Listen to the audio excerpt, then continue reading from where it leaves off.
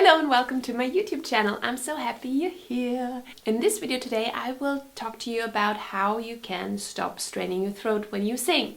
Because with all the voice practices that I'm giving you on this YouTube channel, I want you to feel good about your voice. I don't want you to strain your voice. I don't want you to feel like you're pushing, that you are not happy. Basically, I want you to feel good about your voice, enjoy singing, enjoy this voice practice so it can actually improve your voice and make you feel better about yourself. So with this being such an important aim for me, I also want you to know how you cannot strain your throat when you sing. So I will give you 7 tips today so you know how to properly take care of your voice. So let's jump right in.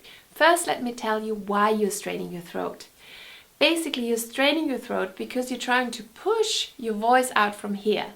And that's not where you make your voice stronger or louder or I don't know what, something like this and confident. It's actually from your diaphragm, from your belly muscles. That's where you can get your voice louder, projected, make it powerful. So it's not your throat. Your throat, you actually just have to let go. You have to just let the air pass through your vocal cords and let your vocal cords vibrate and then produce the sound. If you push from here, you're not going to sound great and it's going to actually strain your voice. So why is this bad for us?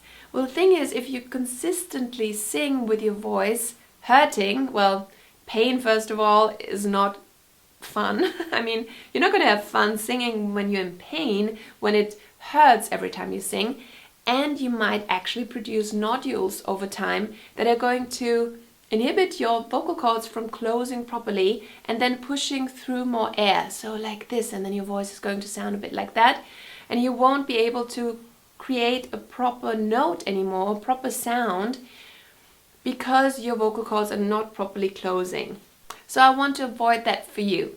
I want you to feel good about your voice, to let it sound, to make you feel good and sing with joy. So my tip number 1 today is let go of tension.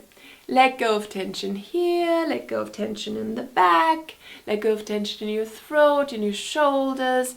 All these muscles, when we are tense, and we are tense when we're stressed, have an effect on our throat. So that's also why when we're really stressed about speaking in public or singing on a stage, our throat dries up, our voice is a bit stuck in the back, because all these muscles are so tense that it stops our vocal cords from just freely vibrating and letting out the air. So that was my first tip, let go of tension. My second tip is find the right pitch for you. Are you singing too high? Are you singing too low? Because when we're trying to use our voice in the wrong key or with the wrong pitch, we actually push from our throat. When we try to make it sound a certain way, with our willpower and our minds, and it's actually not naturally our natural voice, then we might actually hurt our voice. So try to find the right pitch for you. Give yourself some time and see where does your voice actually feel good. The third tip is, are you singing in head voice or are you singing in chest voice when it hurts? Sometimes, well, from my experience, chest voice can hurt a lot more than head voice can. Because chest voice, I'm trying to, make stronger from my throat. And if I don't let go of my throat and just really support my voice from my diaphragm, I might actually hurt my voice. So I know this because when I first learned how to sing in chest voice, I was so psyched. I was like, yay, I can finally sing all these songs with really great power and really great strength. And I was just singing and singing and singing. And then the next day I was speaking like this. And my singing teacher said, you cannot speak for 3 days. Your vocal cords need a rest. So resting your vocal cords when you have strained them is a good tip as well. It's not in the list, but yeah. It's also part of taking good care of your voice. So what I mean by that, let's go back to the chest voice. So try to see, are you singing in chest voice and that's why it hurts, or are you singing in head voice and that's why it hurts? It could be. For me, head voice is much easier. If I sing like this, it doesn't hurt at all. I'm not pushing. I can just sing for ages like that. So if, for example, you're singing a song in one of my practices, and you notice it doesn't feel right or it hurts, try to sing in head voice or try to sing it really softly and see whether that feels better. For example, I had this experience when I was singing to my own song, this I love myself. Yeah, the video I love myself mantra.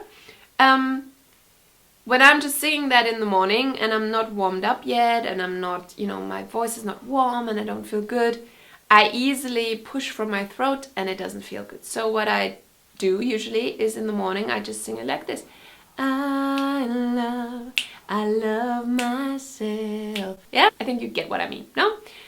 If you want to know more about this head voice, chest voice, check out my video on difference between head voice and chest voice. Tip number 4 is to look at your health.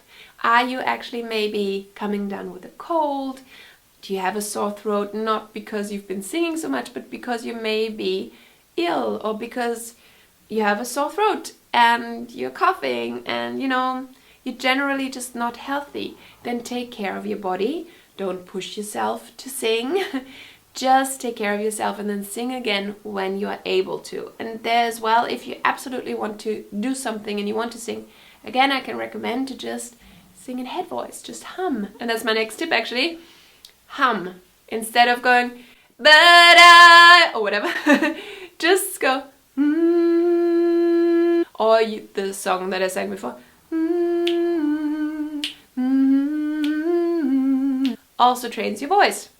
So just hum. Especially if you're a beginner and you don't know so much about your voice, or you don't have a concert and you don't have to sing, you can just do it for your own pleasure. Just take a step back and just go, just hum, just sing on na na na na na. Sometimes our voice also, this is also a tip, take out the lyrics. Sometimes we strain our throat because we want to get all the lyrics right and we are maybe closing down on consonants when we sing, and that can strain our throat. Sing the song with na na na na na na. Yeah, and also in your head voice na na na na na na. Yeah, that is also an idea. The next tip is to connect to your diaphragm, and that's a whole other video where I'm explaining how to connect to diaphragm, how to support your voice from your belly.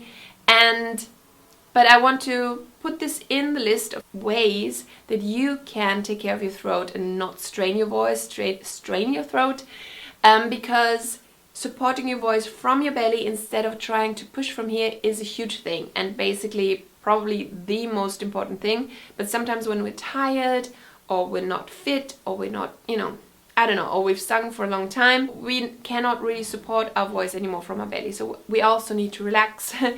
And the last thing and the most important thing is to feel good. This is your guide. If you are feeling good when you sing, when it feels good, it sounds good, and it's not going to strain your throat.